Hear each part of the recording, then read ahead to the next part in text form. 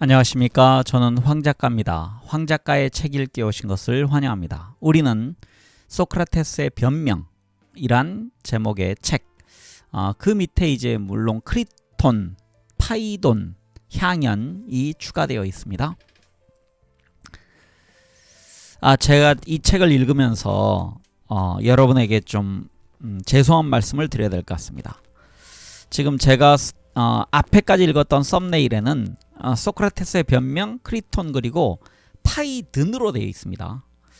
제가 이 한글판에 지금 파이돈으로 되어 있는데 제가 어설픈 영어로, 이게 물론 그리스어겠죠, 파이든으로 알고 있어서 계속적으로 파이든으로 썼었거든요. 그래서 앞에 방송까지는 아마 그 썸네일에도 파이든으로 되어 있을 겁니다. 그래서 저는 당연히 그렇겠거니 했는데, 제가 조금 눈이 안 좋은 것도 있고 저의 머릿속에 있는 아집이 그 썸네일에 글씨를 쓰는데 파이든으로 되어 있습니다.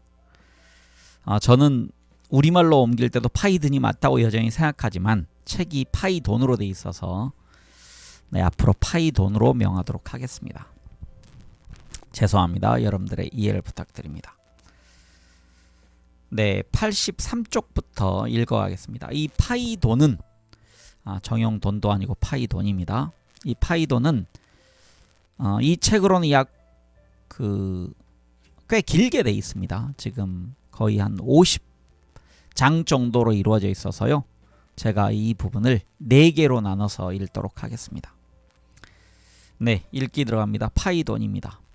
대화하는 사람, 파이돈, 에케크라테스. 대화 속에 나오는 인물, 소크라테스, 도로스, 심미아스, 케베스, 크리톤. 장면, 소크라테스의 감방. 장소, 폴리우스. 죄송합니다. 플리우스라고 되어 있네요. 여기서 이제 각 줄을 하나 읽겠습니다. 여기서 이제 주로 대화에 상대적으로 나오는 에케크라테스에 대한 설명입니다. 플리우스 사람으로 피타고라스 학파에 속해 있었다, 이렇게 되어 있습니다. 그리고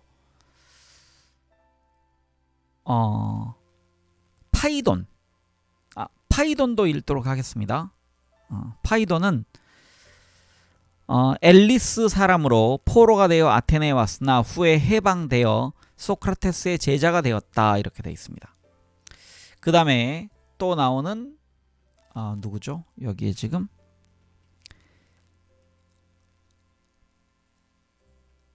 필리오스라고 있습니다.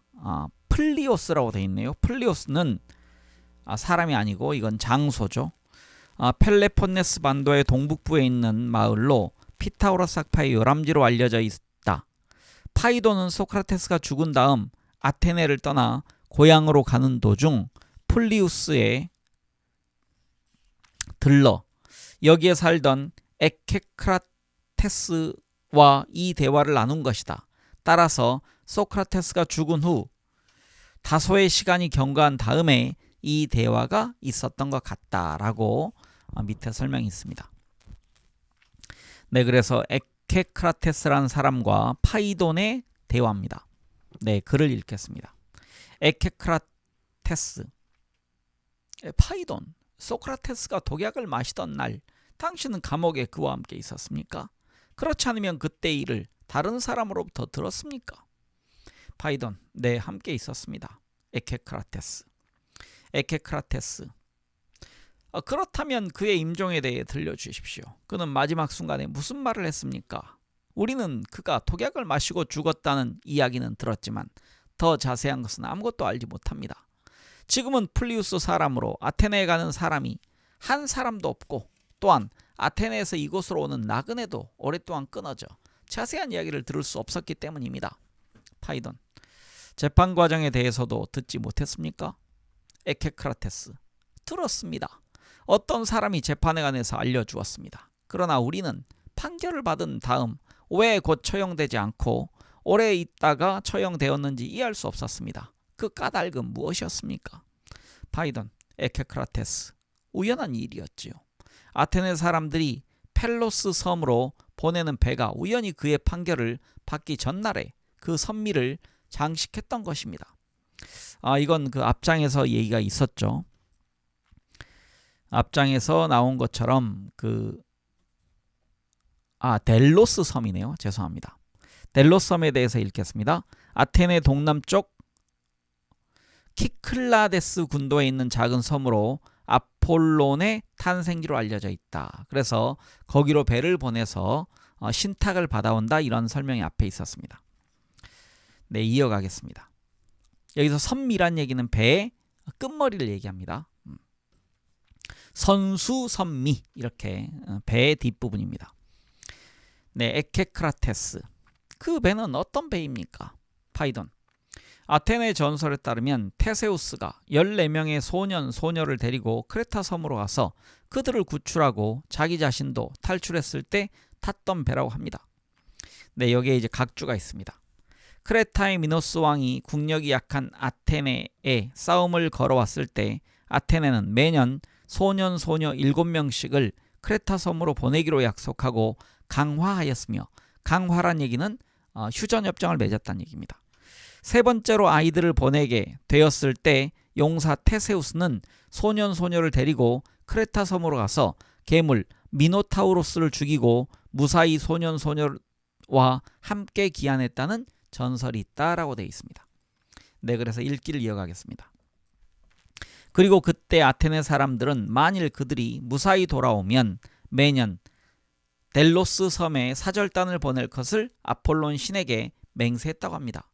지금도 이 관습은 계속되고 있는데 델로스 섬으로 떠났다가 돌아오기까지의 항해 기간은 신성한 기간으로 여겨져 이 기간 동안에는 시를 더럽히지 않기 위해, 여기서 시란 얘기는 시 당국입니다. 혹은 도시 전체. 잠시만요. 시 전체를 더럽히지 않기 위해 법에 의한 처형도 금지됩니다 라고 되어 있습니다. 네, 그 항해 기간에 대한 설명이 또 있습니다. 아폴론 신의 사제가 선미를 장식하는 것으로 시작됩니다 라고 되어 있습니다. 그런데 배가 역풍을 만나 지체하면 갔다 오는데 걸리는 시간이 상당합니다. 이미 말한 바와 같이 이 배는 재판 전날에 장식되었는데 이 때문에 소크라테스가 판결을 받은 다음에도 오랫동안 감옥에 갇힌 채 처형되지 않은 것입니다. 에케크라테스. 파이돈. 그의 임종 때의 태도는 어떠했습니까? 무슨 말을 하고 어떤 행동을 했습니까? 그리고 그의 친구 중에서 그와 함께 있던 사람들은 누구입니까? 아니면 당국이 참석하는 것을 금지해서 그가 임종할 때 그의 곁에는 친구가 한 사람도 없었습니까? 파이돈. 아닙니다. 몇 명의 친구가 그와 함께 있었습니다. 에케크라테스. 바쁜 일이 없다면 가능한 한 자세하게 그때 일어난 일을 말해 주십시오. 파이돈. 당장 바쁜 일도 없으니 당신의 소망을 들어주기로 하지요. 소크라테스를 다시 생각하는 것은 나에게는 언제나 가장 큰 기쁨이니까요. 내가 말을 하든 남이 그의 말을 하든 말을 하는 것을 듣든 간에 말입니다. 에케크라테스. 당신의 말을 듣는 사람들도 당신과 똑같은 심정을 가진 사람들입니다. 될 수 있는 대로 정확하게 말해 주십시오. 파이돈. 나는 그의 곁에 있으면서 이상한 느낌이 들었습니다. 왜냐하면 나는 친구의 임종 자리에 있다는 것이 거의 믿기지 않았고, 따라서 에케크라테스, 나는 그를 가엾게 여기지 않았어요. 그는 조금도 두려운 빛을 나타내지 않고 죽었으며 그의 말이나 태도는 고상하고 정중해서 나는 그가 축복을 받았다고 생각했습니다. 그는 신의 부름 없이 저 세상으로 가는 것이 아니며 저 세상에 닿아서 행복한 사람이 있으면 그야말로 바로 그러한 사람이라고 나는 생각했습니다. 그래서 그러한 시간에는 당연히 연민의 정을 느끼게 마련인데 나는 그를 가엾게 여기지 않았던 것입니다. 그러나 나는 철학적 토론을 할 때면 언제나 느끼던 즐거움을 갖지는 못했습니다. 그때도 우리의 대화의 주제는 철학이었기 때문에 하는 말입니다. 즐거움이 전혀 없었던 것은 아니지만 이 즐거움에는 기묘하게도 고통이 섞여 있었습니다. 그는 곧 죽을 것이라는 생각이 내 머리에서 떠나지 않았기 때문이며 그 자리에 있던 사람들은 모두 이러한 이중의 감정을 느끼고 있었습니다. 우리는 어느 때는 웃고 어느 때는 울었습니다. 특히 흥분자라는 아폴로도로스가 심했습니다. 그 사람이 어떤 사람인지 당신도 아시지요? 에케크라테스. 네, 알다 마다요. 파이돈. 그 사람 아주 미친 것 같았습니다. 그래서 나나 다른 사람들은 모두 마음이 매우 어지러웠습니다. 에케크라테스. 이 자리에 있던 사람들은 지금 앞에 제가 읽는 건 지금 에케크라테스는 사람 이름입니다. 그리고 가끔 대화 중에 나오기 때문에 여러분들 헷갈리는데 네, 이제 에케크라테스 말입니다. 그 자리에 있던 사람들은 누구입니까? 파이돈. 아테네 사는 사람으로는 아폴로도로스 이외에 크리토블로스와 그의 아버지 크리톤, 헤르모게네스, 에피게네스, 아이스키네스, 안티스테네스가 있었습니다. 그리고 파이아니아의 크테시포스, 메네크세노스와 그 밖에 몇몇 사람이 있었습니다. 내 기억에 잘못이 없다면 플라톤은 병중이었습니다. 에케크라테스. 다른 곳에서 온 사람들도 있었습니까? 파이돈. 네, 테베에서 온 심미아스의 케베스, 파이돈데스, 그리고 메가라에서 온 에우클레이데스와 테르프시온이 있었습니다. 에케크라테스. 아리스티포스와 클레움보로스토스도 있었습니까? 사람 이름이 어렵습니다. 잠시만요. 다시 읽겠습니다. 아리스티포스와 클레옴브로토스도 있었습니까? 파이돈. 없었습니다. 그들은 아이기나 섬에 가 있었다고 하더군요. 에케크라테스. 그 외의 사람들은요? 파이돈. 대체로 앞에 말한 사람들 뿐인 것 같습니다. 에케크라테스. 그러면 무슨 말을 했습니까? 파이돈. 처음부터 말하기로 하지요. 대화 전부를 상세히 전하도록 노력하겠습니다. 며칠 전부터 우리는 늘 아침 일찍 재판이 열렸던 법정에 모였습니다. 법정은 감옥으로부터 멀지 않은 곳에 있었지요. 거기서 우리는 이야기를 나누며 문이 열리기를 기다리곤 했습니다. 감옥 문은 일찍 열리지 않았기 때문입니다. 문이 열리면 우리는 안으로 들어가서 소크라테스와 함께 하루를 보내는 것이 보통이었습니다. 마지막 날 아침에는 우리는 보통 때보다 더 일찍 모였습니다. 그 전날 저녁에 감옥을 나올 때 우리는 신성한 배가 델로스에서 돌아왔다는 말을 들었던 것입니다. 그래서 우리는 늘 모이는 장소에서 아주 일찍 만나기로 약속했지요. 감옥에 도착하니 늘 문을 열어주던 간수가 밖으로 나와 우리를 가로막고 그가 부를 때까지 기다리라고 말하더군요. 간수는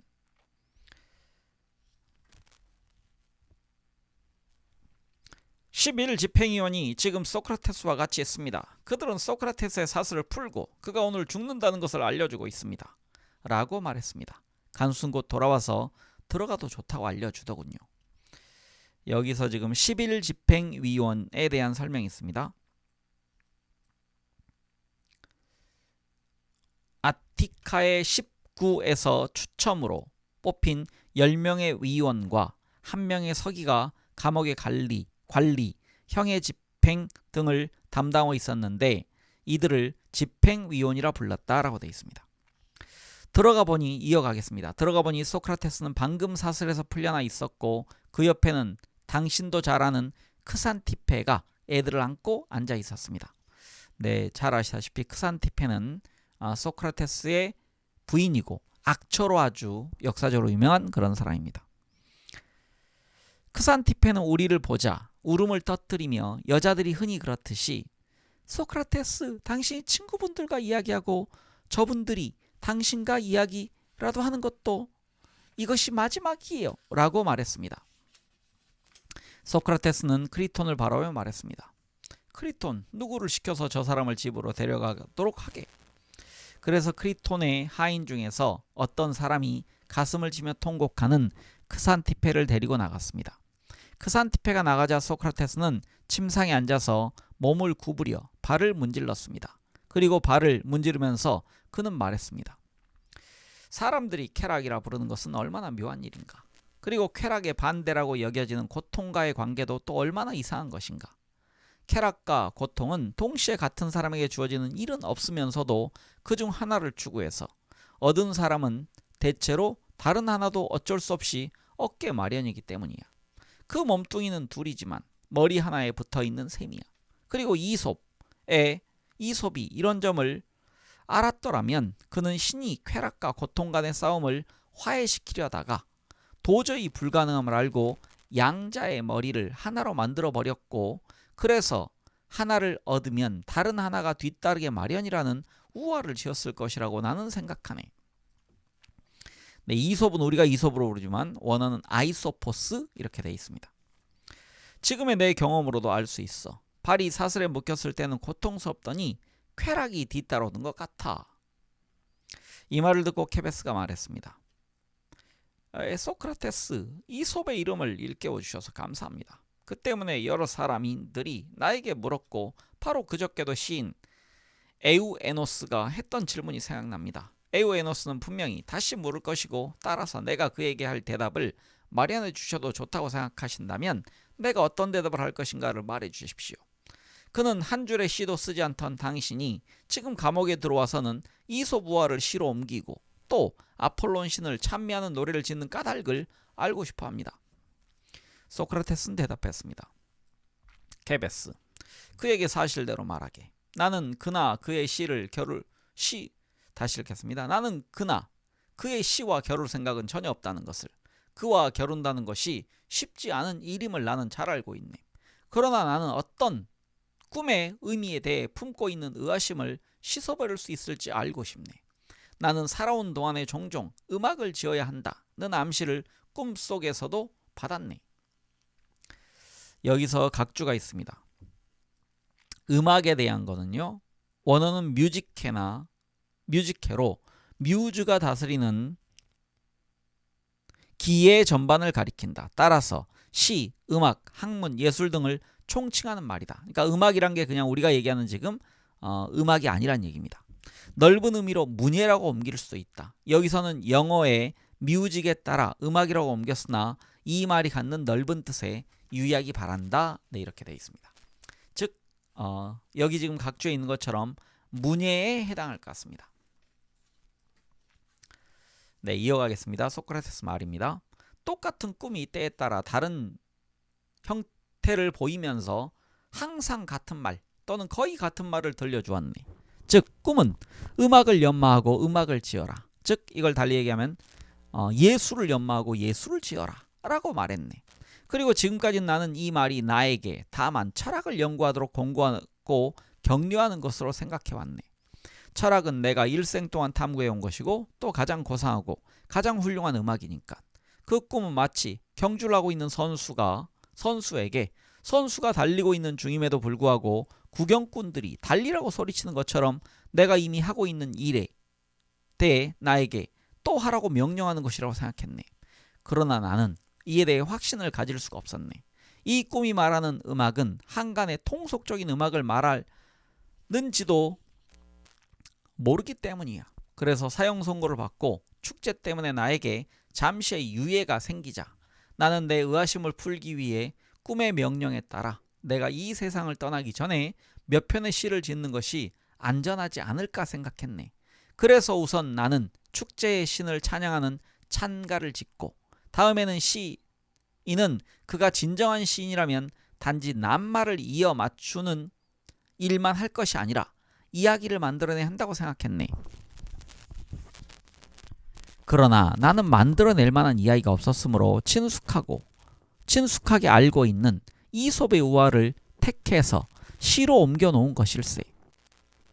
왜냐하면 이 우화들이 제일 먼저 생각났기 때문이네. 케베스, 에우에노스에게 이렇게 말하고 그에게 용기를 내라고 전해주게.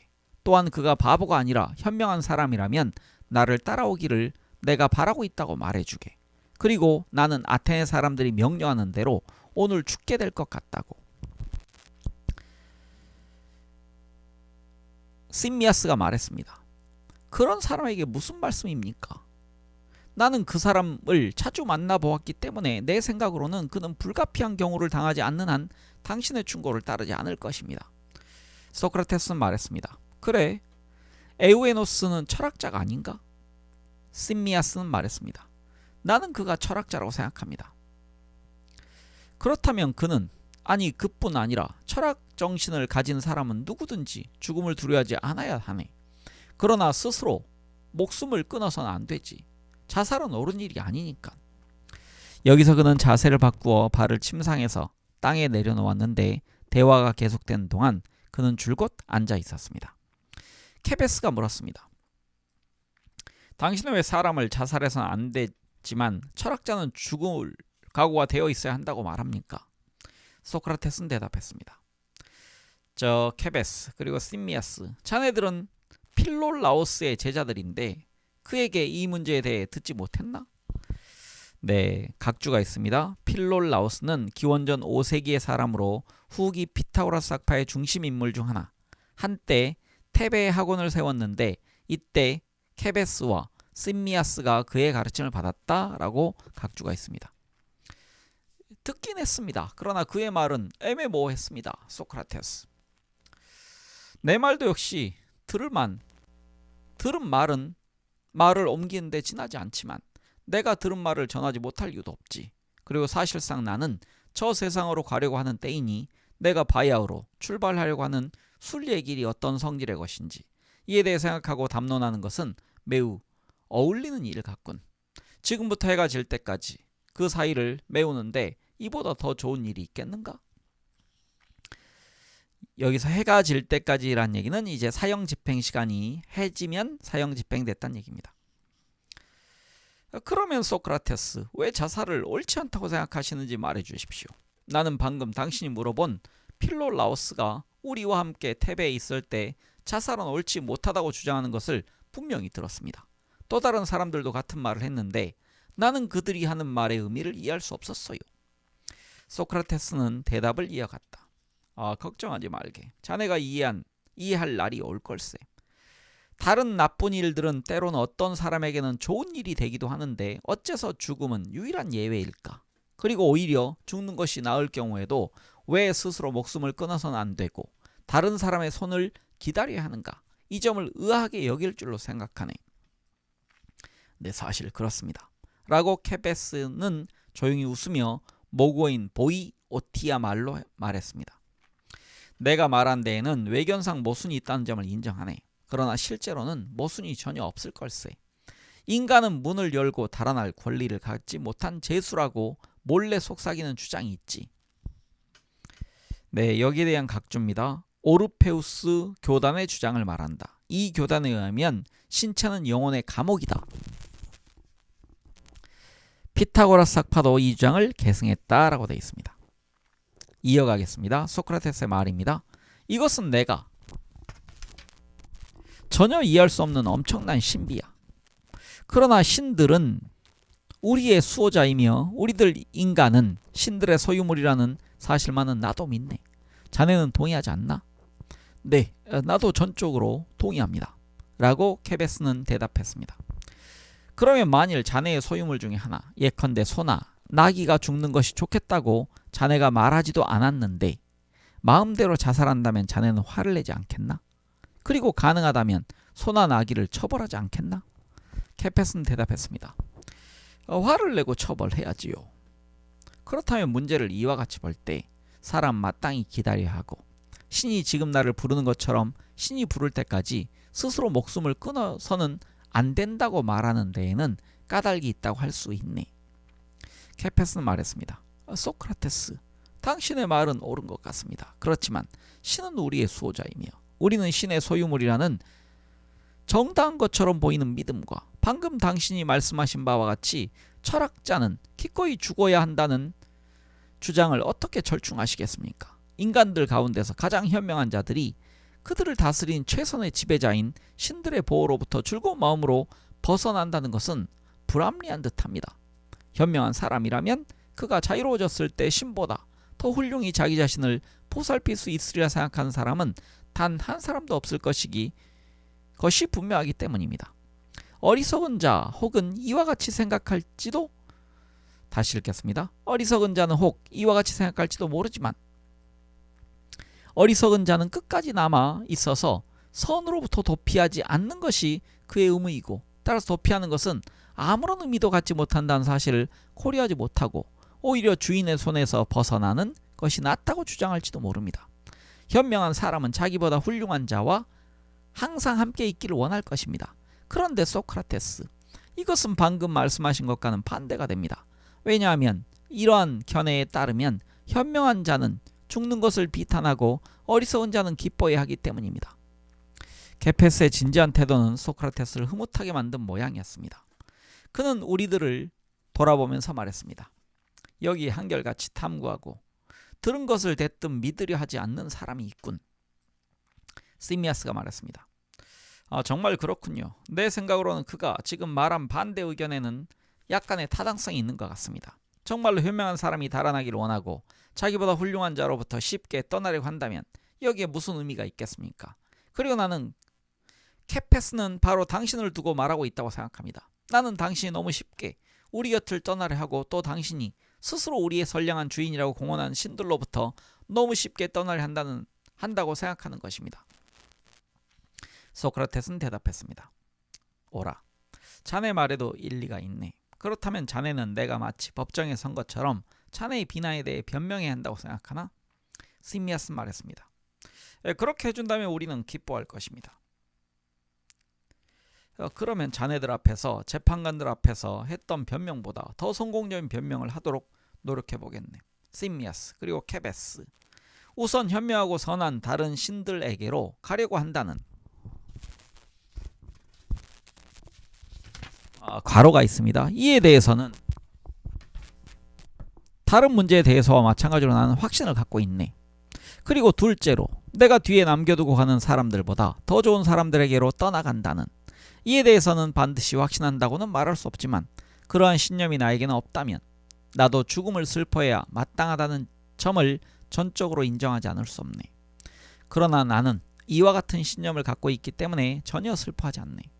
죽은 자에게도 무엇인가 아직도 남아있는 일이 있고 예부터 전해오는 바와 같이 착한 사람들에게는 악한 사람보다 훨씬 더 좋은 일이 있다는 훌륭한 희망을 갖고 있는 것이야. 그 다음에 시미아스 말이네요. 그러나 소크라테스, 당신은 당신의 사상도 함께 갖고 가렵니까? 당신은 그 사상을 우리들에게 나눠주지 않으렵니까? 그 사상들은 우리도 알아둬야 할 은전이기 때문입니다. 게다가 당신이 우리들을 설득할 수 있다면 그것은 당신에 대한 비난을 논박하는 대답이 될 것입니다. 라고 시미아스가 말했습니다. 그러자 소크라테스는 대답했습니다. 최선을 다하겠네. 그러나 우선 크리톤의 말을 들어보기로 하지. 그는 아까부터 나에게 무슨 말을 하고 싶어 했으니까. 크리톤이 대답했습니다. 다른 일이 아닐세. 자네에게 독약을 줄 책임을 진 간수가 아까부터 내가 자네에게 전해주기를 바라며 나에게 한 말일세. 자네는 말을 너무 많이 해서는 안 된다네. 말을 하면 열이 오르고 열이 오르면 독약의 작용을 방해하기 쉽다고 간수가 말하네. 흥분한 사람들은 때로는 2번, 3번씩 마셔야 한다네. 소크라테스 말했습니다. 그렇다면 그 사람이 할 일이나 생각하라고 하게. 그리고 필요하다면 2번, 3번이라도 독약을 줄 준비나 하라고 하게. 이게 전부일세. 크리톤은 말했습니다. 나는 자네가 그렇게 말할 줄 알고 있었네. 그러나 간수의 말을 안 들어줄 수는 없었네.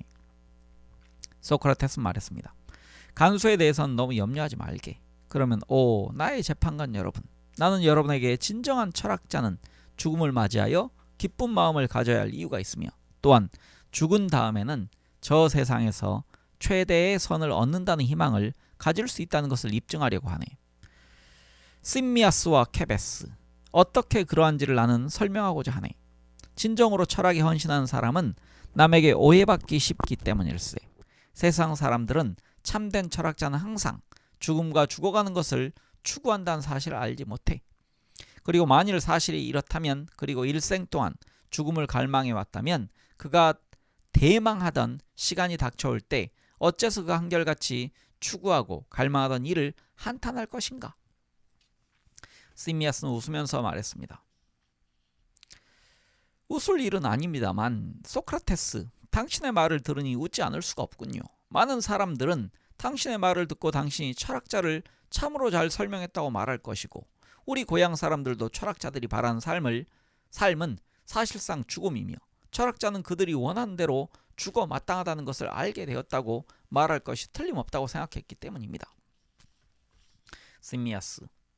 이와 같이 생각하는 것은 그 사람들이 옳아. 단 철학자들이 알게 되었다는 말만 제외하고는 참된 철학자에게 합당한 죽음이 어떤 것인지 또는 어떻게 죽는 것이 합당하고 어떠한 죽음을 원하는지를 철학자들이 알게 되었다고 말할 수 없기 때문이야. 그러나 참된 철학자들에 대해서는 이 정도로 해두세. 우리들의 문제나 토론하기로 하세. 죽음이라는 것이 존재한다고 믿는가?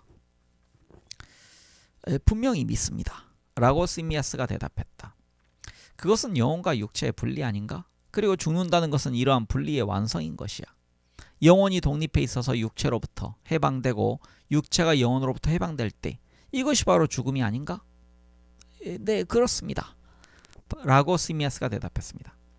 또 한 가지 문제가 있네. 만일 자네와 내가 이 문제에 대해 의견이 일치될 수 있다면 아마도 이 문제는 우리의 현재의 탐구를 밝혀줄 걸세.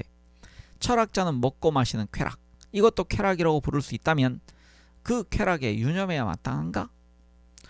물론 안 됩니다. 라고 시미아스가 대답했습니다. 그러면 사랑의 쾌락에 대해서는 어떠한가? 철학자는 사랑의 쾌락을 추구해야 할까? 절대로 안 됩니다. 그리고 예를 들면 값비싼 옷이나 신발, 기타, 육신의 장식품을 얻는 따위 그 밖에 여러가지 신체적 향락을 철학자는 보람있다고 생각할 것인가? 오히려 이러한 것들을 거들떠보지도 않고 철학자는 자연이 요구하는 것 이상의 것을 경멸해야 할까? 자네는 어떻게 생각하나?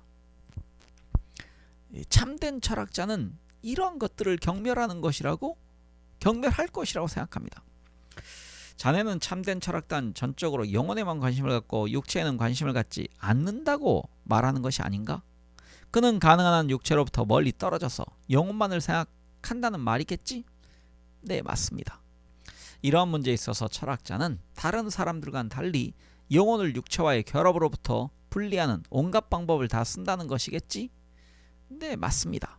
그러나 시미아스, 세상 사람들은 육체적 쾌락에서 쾌락감을 얻지 못하고 또 육체적 쾌락을 맛보지 못한 사람들에게는 삶은 살만한 것이 못 돼요. 육체적 쾌락에 무관심한 사람은 죽은 것과 같다는 의견인데 그것도 사실입니다. 그러면 지식의 획득에 대해서는 어떻게 말해야 할까? 육체는 만일 탐구에 참여한다면 방해가 될까? 도움이 될까? 다시 말하면 보고 듣는 데에는 어떤 진리가 있는가 하는 말일세. 보고나 듣는 것은 시인들이 늘 우리에게 일러주듯이 부정확한 증인이 아닌가? 그렇지만 보고 듣는 것조차 부정하고 명석하지 못하다면 다른 감각에 대해서는 어떻게 말해야 할까? 자네는 보고 듣는 것은 감각 가운데서 가장 나은 것이라고 인정할 테지? 그렇습니다. 라고 시미아스는 대답했습니다. 그렇다면 영혼은 언제 진리를 획득하는가? 육체와 함께 무엇을 고찰하려고 하면 영혼은 속지 않을 수 없을 텐데? 네, 그렇습니다. 그렇다면 참된 존재가 드러난다고 하면 그것은 사유를 통해서 영혼에 드러나야 하겠지? 네. 그리고 정신이 자기 자신으로 돌아가서 소리나 시각이나 고통이나 쾌락 따위가 정신을 괴롭히지 못할 때, 즉 정신이 육신으로부터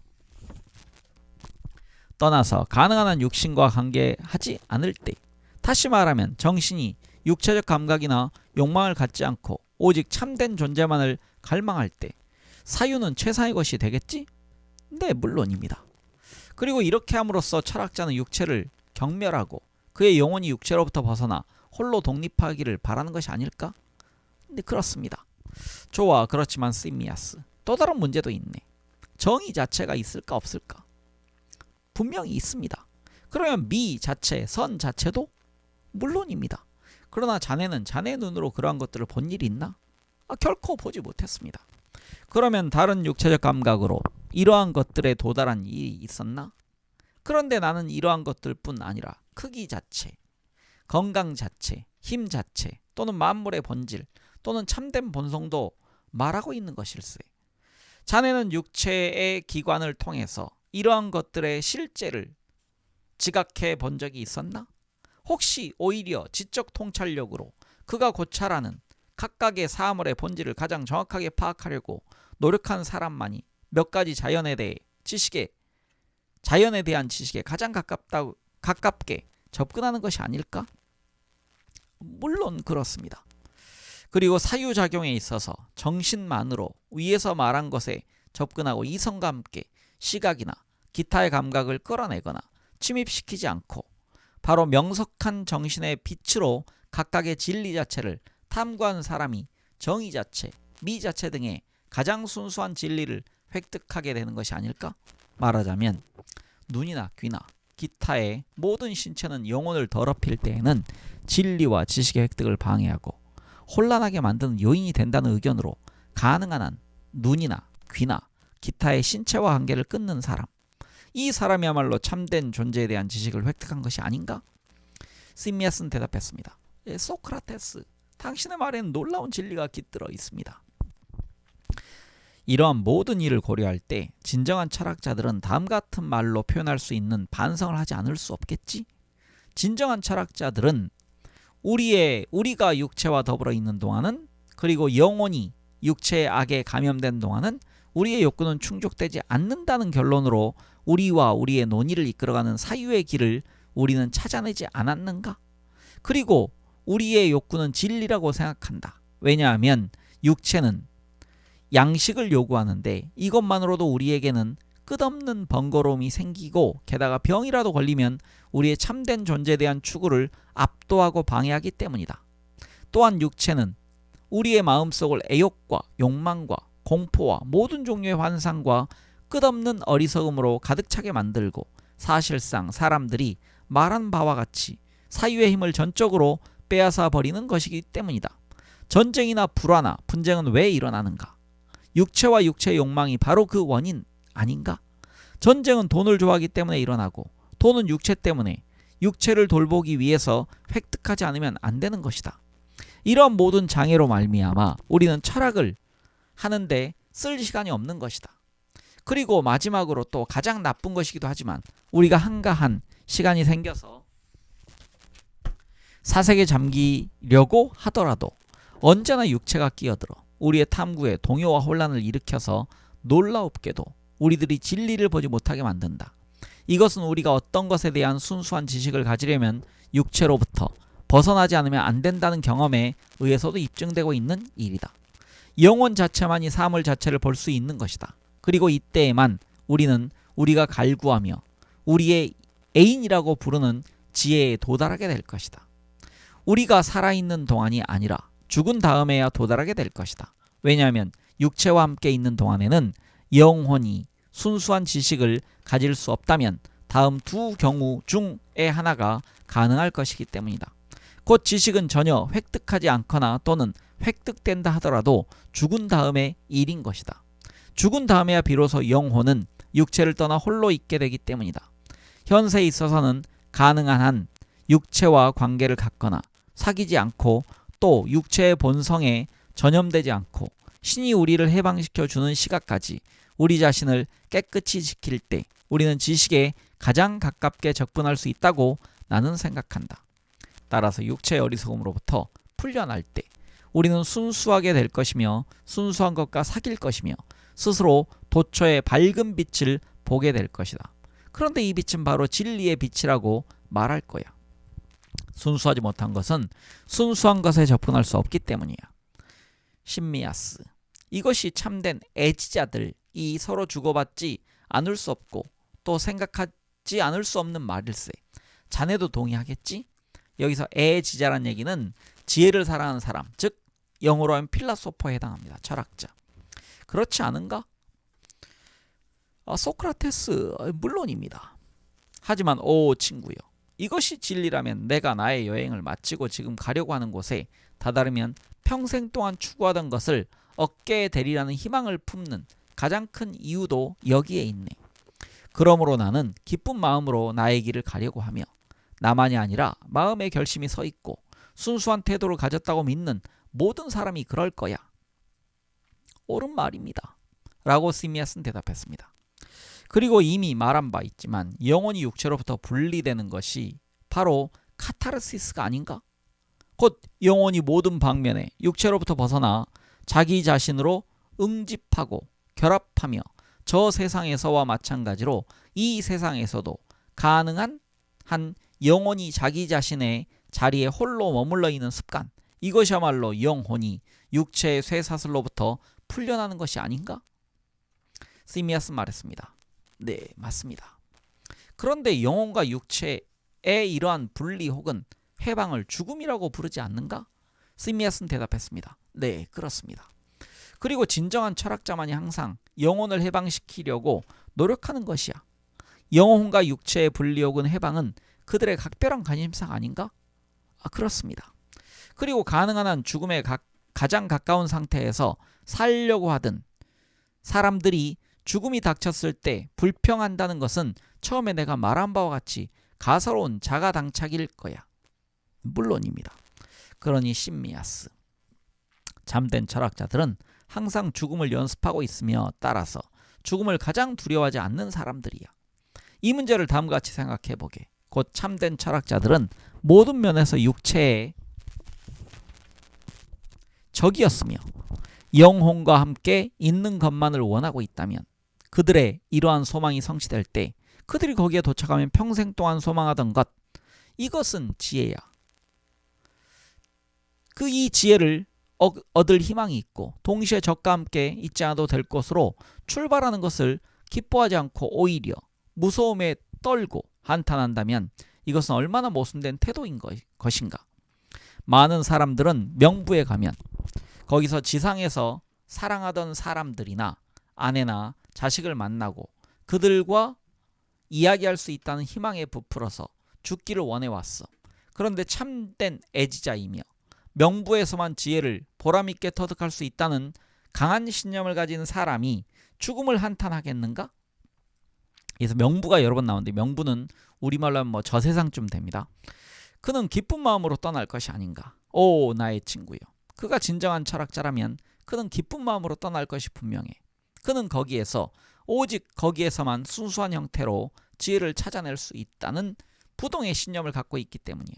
따라서 이것이 진리라면 내가 말한 바와 같이 그가 죽음을 두려워하는 것은 매우 어리석은 짓이야. 정말 그렇습니다. 라고 시미아스가 대답했습니다. 따라서 죽음이 다가오는 것을 슬퍼하고 주저하는 사람이 있다면 그는 지혜를 사랑하는 자가 아니라 육체를 사랑하는 자이며 동시에 돈이나 권력 또는 두 가지를 다 사랑하는 자일지도 모른다는 충분한 증거야. 그렇습니다. 라고 시미아스 말했습니다. 그러니 시미아스, 용기는 철학자에게만 특유한 성품이 아닐까? 그렇습니다. 또한 절제도 마찬가지야. 일반 대중들도 절제는 정욕을 다스리고 누르는 것이며 정욕보다 탁월한 것이라 생각하지만 이 절제도 오직 육체를 경멸하고 철학하는 생활을 하는 자에게만 속하는 덕이 아닌가? 대체로 그렇습니다. 자네가 다른 사람들의 용기와 절제를 고려해 보기를 바란다면 그것이 모순된 것임을 알게 될 거야. 어째서 그렇습니까? 소크라테스 말했다. 자네도 사람들은 일반적으로 죽음을 커다란 악이라고 생각한다는 것을 알고 있을 텐데. 네, 알고 있습니다. 라고 시미아스는 대답했습니다. 그런데 용감한 사람도 보다 큰 악을 두려워하기 때문에 죽음에 직면하는 것이 아닐까? 네, 사실 그렇습니다. 그렇다면 철학자들을 제외하고는 모든 사람들은 오직 공포 때문에, 다시 말하면 두려워하는 것이 있기 때문에 용감한 거야. 그런데 사람들이 공포 때문에 또 비겁하기 때문에 용감할 수 있다는 것은 확실히 이상한 일이야. 그렇군요. 그리고 절제도 마찬가지 경우가 아닌가. 사람들은 방종하기 때문에 절제를 요구하는 것이야. 이 말이 모순된 것 같이 들릴지 모르지만 사실은 이것이 저들의 어리석은 절제의 진상이야. 그들에게는 잃어버리기 쉬운 쾌락이 있고 이 쾌락을 지키기 위해서 그들은 몇 가지 쾌락을 삼가는데 이는 다른 쾌락에 압도당하기 때문이야. 그리고 쾌락에 정복당하는 것을 사람들은 방종이라 부르지만 그들에게는 쾌락의 정복은 쾌락에 의해 정복당함으로써만 가능한 거야. 이러한 의미에서 나는 그들은 방종하기 때문에 절제하게 된다는 말을 한 거야. 사리에 맞는 말입니다. 그렇지만 어떤 공포나 쾌락이나 고통을 마치 화폐처럼 다른 공포나 쾌락이나 고통과 바꾸고 또 보다 큰 것을 보다 작은 것과 바꾸는 것은 덕의 교환은 아니야. 오 축복받은 심미아스, 모든 사물을 교환할 수 있는 참된 화폐가 하나 있지 않은가? 그것은 바로 지혜야. 이러한 지혜와 바꿀 때에만, 그리고 이러한 지혜를 가져야만 용기든 절제든 정의든 무엇이든지 참으로 사고 팔 수 있는 거야. 그리고 모든 참된 덕은 공포나 쾌락이나 이 밖에 이와 비슷한 좋은 일 또는 나쁜 일이 따르든 따르지 않든 간에 지혜와 짝하는 것이 아닌가? 그러나 이러한 여러 가지 좋은 것으로 되어 있는 덕도 지혜와 분리되어 서로 맞바꾸게 되는 경우에는 덕의 그림자에 지나지 않고, 또한 여기에는 어떠한 자유도 건강도 진리도 없어. 그러나 참된 교환에서는 이러한 모든 것은 정화되지. 그리고 절제, 정의, 용기, 지혜 자체가 이러한 것들을 정화하는 거야. 신비의식의 창시자들은 참으로 의미 있는 말을 한 것 같아.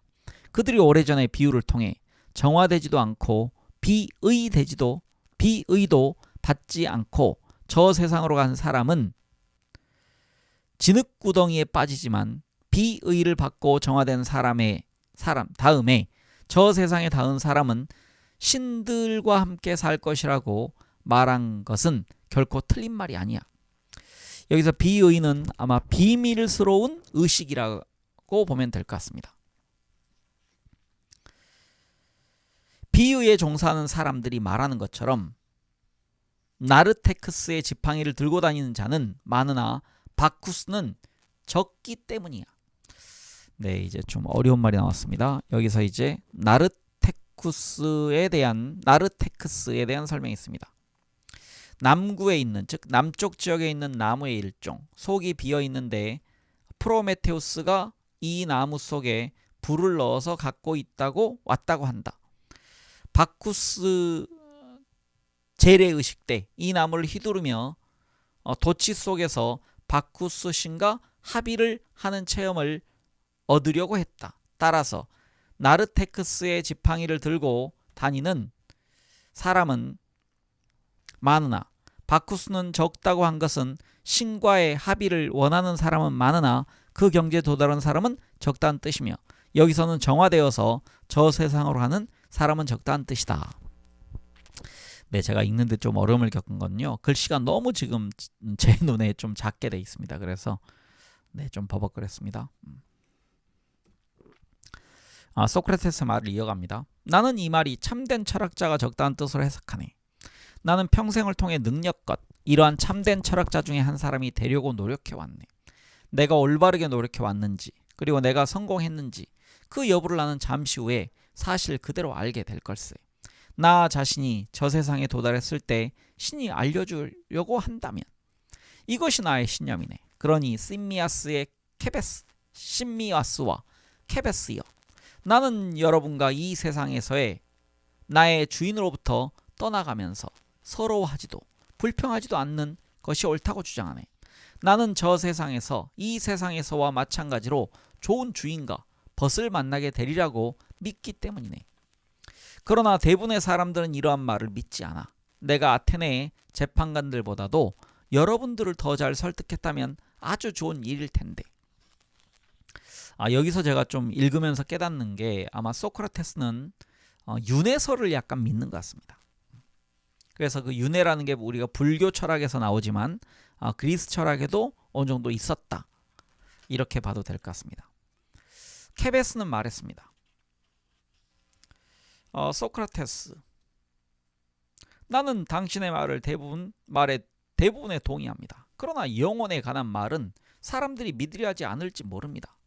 사람들은 영혼이 육신을 떠나면 있을 것이 없어지고, 따라서 죽은 그날로 사멸하고 종말을 고하며 영혼이 육체로부터 해방되자마자 연기나 공기처럼 뿔뿔이 흩어져 날아가다가 없어져 버리는 것이 아닌가 해서 두려워합니다. 소크라테스, 만일 당신이 말한 여러 가지 악으로부터 해방된 다음에 영혼이 다시 온전하게 모일 수 있다면 당신이 말한 것이 옳다고 할 수 있는 충분한 이유가 있습니다. 그러나 사람이 죽은 다음에도 영혼은 여전히 존재하며 어떤 힘과 지능을 갖고 있다는 것을 입증하려면 상당히 설득력 있는 제 논증이 반드시 필요합니다. 소크라테스 말했습니다. 옳은 말이야, 케베스. 그러면 이러한 일이 가능하다는 데 대해 좀 더 이야기하기로 할까? 케베스는 말했습니다. 이 문제에 대한 당신의 의견을 몹시 듣고 싶습니다. 소크라테스는 말했습니다. 지금 내가 말하는 것은 듣는 사람은 그가 다 설사 오래된 적인 저 희극 작가들 중에 한 사람이라 할지라도 내가 관심도 없는 문제에 대해 쓸데없는 말을 한다고 비난하지는 못할 거야. 여기서 희극 작가들에 대한 설명은요, 희극 구름에서 소크라테스를 조롱한 아리스토파네스 등을 말한다 이렇게 되어 있습니다. 네, 앞에서 우리가 보았듯이 당시의 희극 작가들과 소크라테스는 서로를 특히 희극 작가들이 소크라테스를 아주 적대시했다라는 게 나왔었습니다. 이어가겠습니다. 그러니 자네가 원한다면 탐구를 계속하기로 할까? 인간의 영혼은 죽은 후에 명부에 있는지 그렇지 않은지 하는 문제부터 고찰해 보기로 하세. 영혼은 이 세상에서 저 세상으로 갔다가 이 세상으로 되돌아와서 죽은 자로부터 다시 태어난다고 주장하는 옛날의 이론이 생각나는군. 만일 산 사람이 죽은 사람으로부터 태어난다고 하는 것이 사실이라면 우리 영혼은 저 세상에 존재하지 않으면 안 되네. 만일 그렇지 않다면 어떻게 영혼이 다시 태어날 수 있을 것인가? 사는 사람은 오직 죽은 사람으로부터만 태어난다는 확실한 증거가 있다면 저 세상에 영혼이 존재한다는 것이 확실해질 거야. 만일 그렇지 않다면 다른 논증이 필요하겠지? 케베스는 대답했습니다. 그렇습니다. 그러면 이 문제를 다만 인간에 관련시켜서 고찰하지 말고 동물 전체, 식물 전체, 따라서 생성하는 모든 것에 관련시켜서 고찰하기로 하세. 그러면 증명하기가 더 쉬울 거야. 반대되는 것을 갖고 있는 것은 모두 이 반대되는 것으로부터 생기는 것이 아닌가? 나는 선과 악, 정의와 부정 등을 말하는 것일세. 반대되는 것으로부터 생기는 것은 이 밖에도 무수히하게 있지. 그리고 나는 모든 반대 관계에는 필연적으로 동일한 교체 관계가 있을 뿐임을 보여주고 싶네.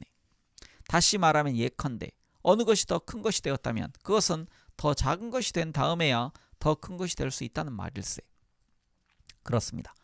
이 얘기는 뭐냐면요, 예를 들어서 큰 물건과 작은 물건이 있으면 큰 물건이 있어야 작은 물건이 생길 수 있다는 얘기입니다. 왜냐하면 반대의 개념, 반대의 것에 의해서 그 반대의 개념, 즉 선에 의해서 악이 나오는 것이고, 그리고 정의에 의해서 부정의가 나올 수 있다는 얘기입니다. 이건 또 불교 철학과 또 맥을 같이 합니다. 산은 산이요 물은 물이요. 그 산을 악으로 이제 선과 악으로 보면 됩니다. 선은 선이요 악은 악이요. 그래서 선이 있기 때문에 악이 생겨난 것이고 악이 있기 때문에 선이 있는 것이다. 뭐 이런 지금 철학적 내용이 여기에도 담겨 있습니다. 네, 대답입니다. 지금 케베스의 대답. 그렇습니다. 그리고 보다 악한 것은 보다 강한 것으로부터 생기고 보다 빠른 것은 보다 느린 것으로부터 생길 테고 맞습니다. 또 보다 나쁜 것은 보다 좋은 것으로부터, 보다 옳은 것은 보다 옳지 않은 것으로부터 생기고 물론입니다. 그리고 이것은 모두 반대관계에 해당되겠지?